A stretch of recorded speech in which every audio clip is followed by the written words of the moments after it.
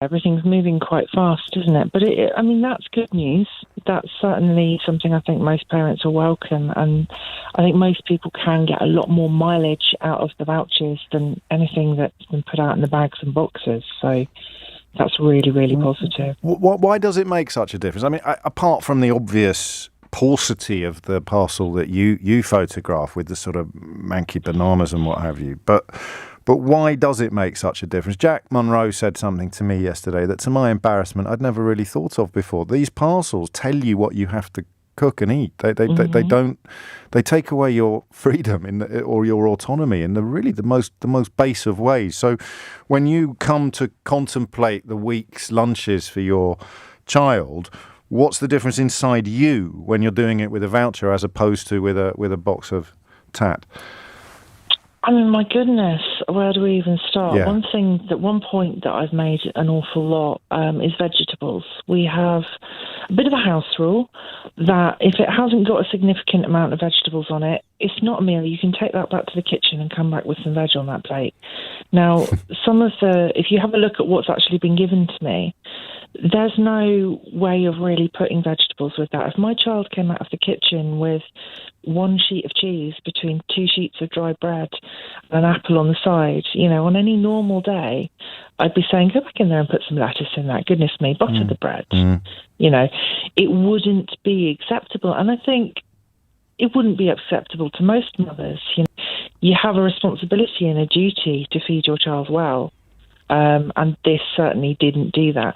Also, you have to take into account what that child will eat, what you're trying to get that child to eat. So, for example, if you're focusing on trying to get them to eat more vegetables, or if you're a vegetarian family or you have dietary restrictions, again, this parcel didn't take any notice of dietary restrictions.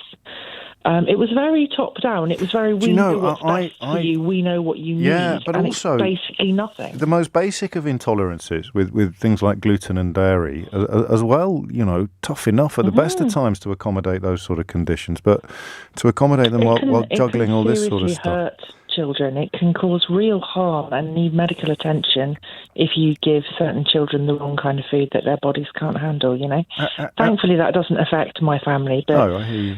It affects plenty of families, doesn't it? Have you enjoyed your foray into the front line of activism, I suppose we'd have to call it? I don't know if enjoyed is the right word. I mean... You've got your 1 for 1 at the moment. That's not that's a 100% record. You've been involved in one campaign, and you're the Marcus Rashford of Twitter. This is an astonishing achievement. Thank you. I don't think I'm nearly as impressive as Marcus. He's quite something. Don't worry, none of us are.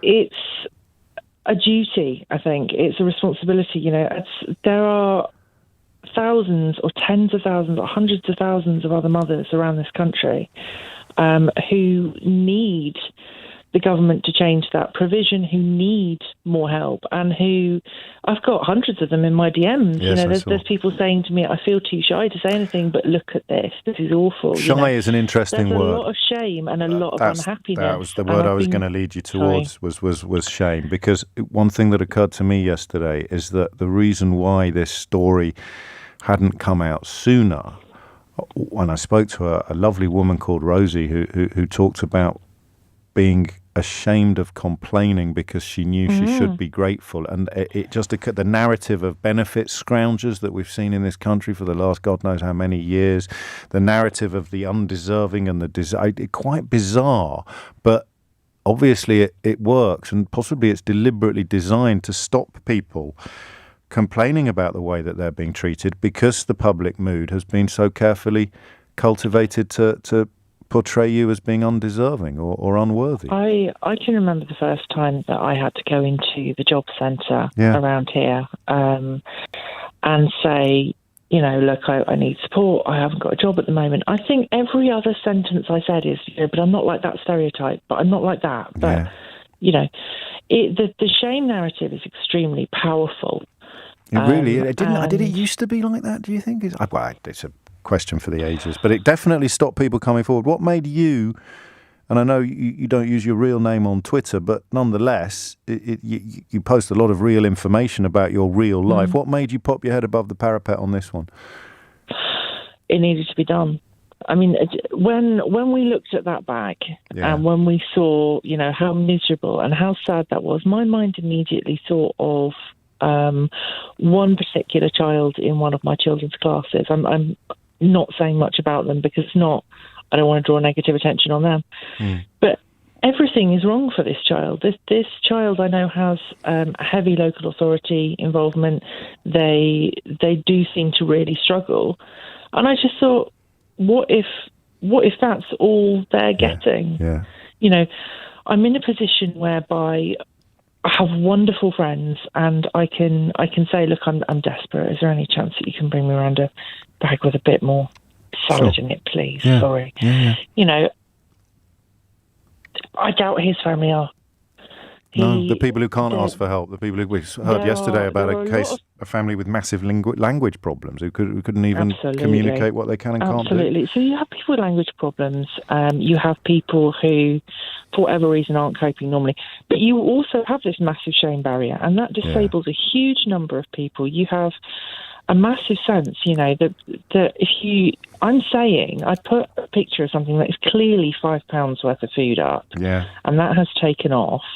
Because it should have been £30 worth of food. If I'd have had vouchers, I'd have had £15 per child per week. Right. The email that was sent before we went and picked up that voucher was very clear that it was meant to be for 10 days. Childwells are now saying 5. I'm not going to split the difference on fine. that. We're making Either progress. way, it doesn't come close, does it? It's just unbelievable. It really is. You've done brilliantly. You should be proud of yourself. I know you're probably too busy getting on with it to allow yourself a quiet moment. But how do the kids... how much do the kids know about what you've done?